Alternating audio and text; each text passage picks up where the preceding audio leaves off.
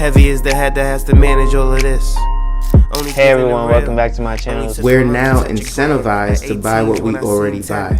Fumbling through college had me building. I also got some done on the other side. And that was right around, I would say, May, maybe, right before renewing the lease for this property. Welcome to the channel, Martha. Thank you for having me here. Oh, I was going to say, I am getting up there and age, I'll tell you what. Bills paid by other people, life was never this good. I had to step back, knowing that it's... How do you want to live in your later years? Do you want to be the guy that, or the girl, that likes to travel the world, experience different things? Do you want to do that now while you're young? Do you want to do that while you're old? You see, I'm not going to talk about everyone's strategy on how to live.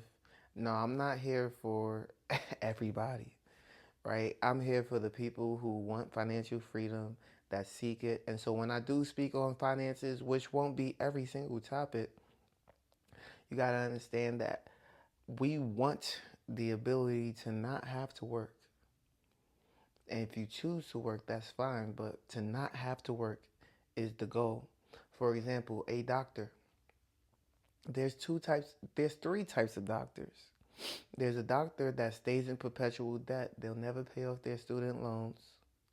They're never going to get rid of that car payment. Their house is never going to be paid off. They can't go on vacation because they make $400,000 a year, but it's going towards all those expenses. Their wife wants to upgrade the house every 5 years, and so they're in that perpetual cycle. Their kids got to go to the best schools, so on and so forth. And so if they don't work, they don't make money. They got their own practice. They got their own business. You know what that means? You got to clock in if you want to earn some money. You're not working for somebody else. Here's the second option. The second option is you work hard, but you invest in your 401k, and which for those who don't know, that's a retirement account, your 401k or your Roth IRA. And then every now and then you say, you know what, F it, I'll take a vacation, I'll take a loss. But you work for a company, so maybe you make $200,000 a year. And when you get to 65, you got about $7 million in the bank, you can finally retire. But it's a modest life for somebody who was making $200K a year to now live off of $7 million, including the $1 million house. So really you got about $5.5 million before taxes on that retirement money. Here's the last person. The last person was a doctor making $200,000 a year. But instead of allowing their student loans to keep creeping up, they stayed locked in just for 3 years, living the same way. I know, it's tough, because from high school to college to medical school to residency to then still lock in for another 3 years and say, let me get rid of these student loans. That's tough. You want to live your life. You worked hard. You deserve to. Nobody would blame you if you wanted to. But instead you said, let me sacrifice a little bit more.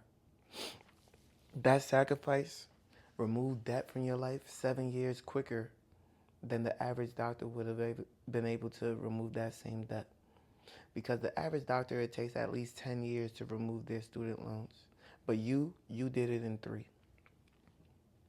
Now, after removing the student loans, you said, I'll get a good car, but not a $100,000 car just because I can afford it.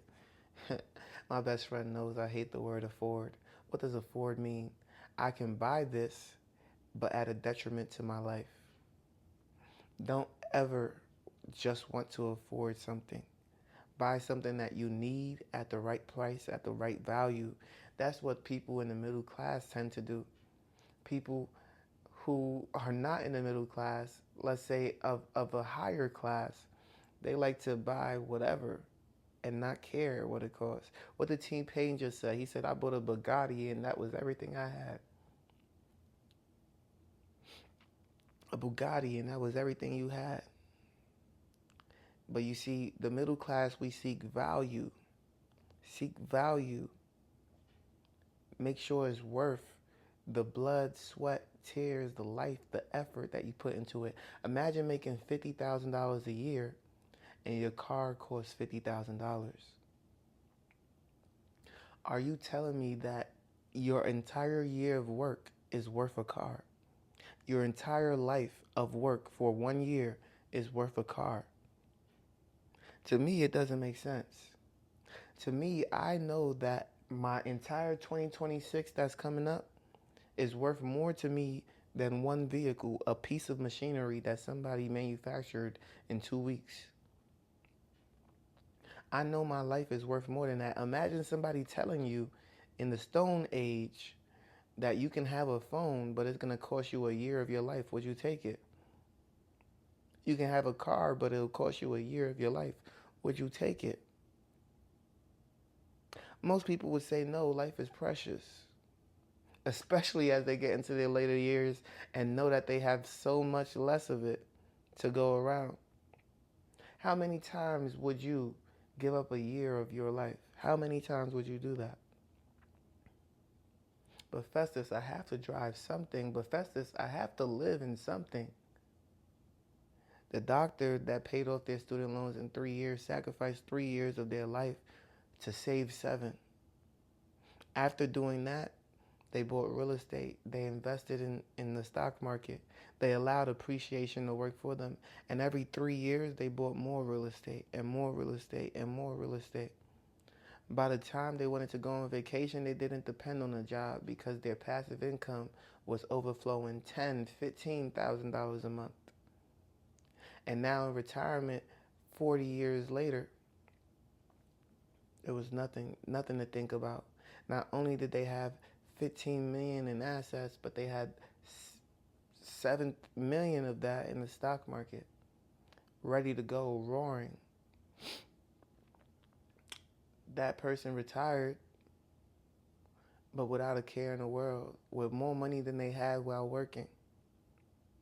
I'm not saying you have to do 40 years. I'm not saying you have to do 30. I'm not even saying you have to do 20. Maybe you do 15 years of locking in. Let's say 18 after paying off the student loans. If you include the 3 years of paying off the student loans, let's say 18 years total. There's no way you don't replace your income in 18 years. No way. You see, discipline. Now, how much are you putting into that stock market? How much are you putting into real estate and assets? Right? That's sacrificing year after year after year. If you put 30,000 into the stock market, another 20,000 into real estate every single year, you do that for 15 years. That's $50,000 that you did not spend, but you invested every single year. Of course you're going to be a multimillionaire. Of course. But that's $50,000 that you also didn't get to have fun and frivolously spend with. But in the process, you don't realize that now, after 7 years, those houses are making you $20,000 in a year. Easy. I make more. Off of one house, you can make 20 grand. So imagine 7 doing that for you, that you've invested over $140,000 in, and then somebody else was paying it the entire time. Now your first house is like a blessing. The second house is doing wonders. The third house is doing wonders. But 6 and 7 is still a little rocky, but they're starting to stabilize out. By the time you get to year 10, 11, 12, 13, 14, 15, they're paying for themselves. You're buying houses with the house money. You're investing in the stock market only. You're taking that extra 20,000 and you're having fun. By year 18, there's absolutely nothing you can't do. Maybe you stop investing completely, but now you just have all this cash flow, all this passive income. You don't even touch your investments in the stock market. You have your emergency fund. You're ready to retire. Maybe you decide You want to live in a foreign country. It's cheaper out there, and you keep all your investments here in America. Who's to say you can't do that? You're not even in your 50s yet, and you've retired. So I'm not saying that everybody wants to stop working right away, or even cares to stop working. My little brother told me, I want to work until the day I die. And there's nothing wrong with that. I know that I don't. I know that if I want to retire, I want to retire. Whether that's 35, whether that's 45, I don't want to work till I'm 60. No. I want to spend time with people, actually enjoy their company. I want to celebrate life with others, actually experience the world. I'm experiencing the world now, but I want to experience it on a different scale. I'm grateful, super, super grateful, because I understood from an early age how I wanted to live, and that was financially free. That wasn't always having to punch a clock in order to earn an income.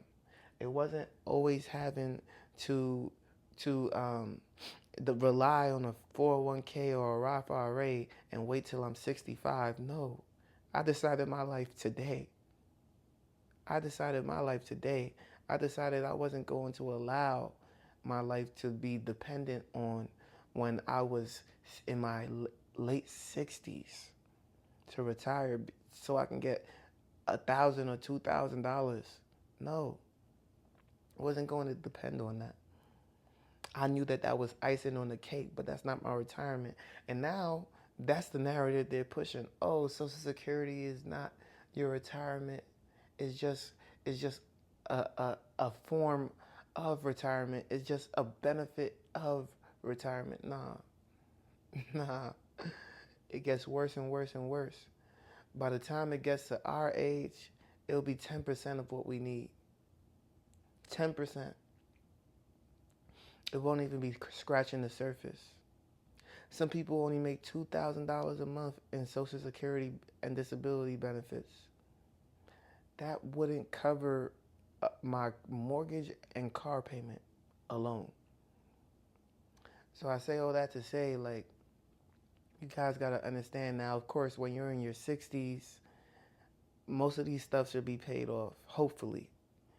But if it's not, we put ourselves in a situation where it is life or death. You know, we got people struggling with utility bills. We got people struggling with health insurance costs. We got people struggling with all manners of society, food to put on the table. We have to do better. We have to understand how we want to retire and start working towards that. So if you're willing to be financially free, that doesn't necessarily mean you have to retire early, but that means you're not dependent on a job for income. It doesn't have to be real estate. It doesn't have to be the stock market. It could be gold. It could be anything that creates passive income. So if you like this video, make sure you leave a like, comment, and subscribe. You know I post on YouTube, Rumble, and Spotify for podcasters, and I can't wait to see you on the next one. Peace.